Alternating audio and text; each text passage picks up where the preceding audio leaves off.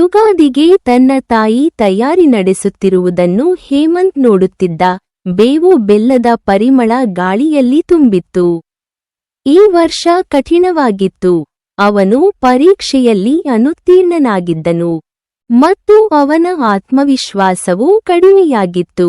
ಅವನ ಅಜ್ಜಿ ಮಾವಿನ ಎಲೆಯ ತೋರಣವನ್ನು ನೇತು ಹಾಕಿ, ಯುಗಾದಿ ಒಂದು ಹೊಸ ಆರಂಭ. ಬೇವಿನಂತೆ ವೈಫಲ್ಯಗಳು ಕಹಿಯಾದರೆ ಅವಶ್ಯಕ. ಅವು ಪಾಠಗಳನ್ನು ಕಲಿಸುತ್ತವೆ ಮತ್ತು ಯಶಸ್ಸನ್ನು ಸಿಹಿಗೊಳಿಸುತ್ತವೆ ಎಂದು ಹೇಳಿದಳು. ಅವಳ ಮಾತುಗಳು ಹೇಮಂತ್ಗೆ ತಾಕಿದವು. ಹಿನ್ನಡೆಗಳು ಅಂತ್ಯವಲ್ಲ, ಅವು ಮೆಟ್ಟಿಲುಗಳು ಎಂದು ಅವನು ಅರಿತುಕೊಂಡನು. ದೃಢನಿಶ್ಚಯದಿಂದ ಅವನು ಹೆಚ್ಚು ಶ್ರಮಿಸಲು ಮತ್ತು ತನ್ನನ್ನು ತಾನು ನಂಬಲು ಪ್ರತಿಜ್ಞೆ ಮಾಡಿದನು. ಯುಗಾದಿ ಕೇವಲ ಹೊಸ ವರ್ಷದ ಬಗ್ಗೆ ಅಲ್ಲ, ಅದು ಬದಲಾವಣೆಯನ್ನು ಸ್ವೀಕರಿಸುವ ಬಗ್ಗೆ.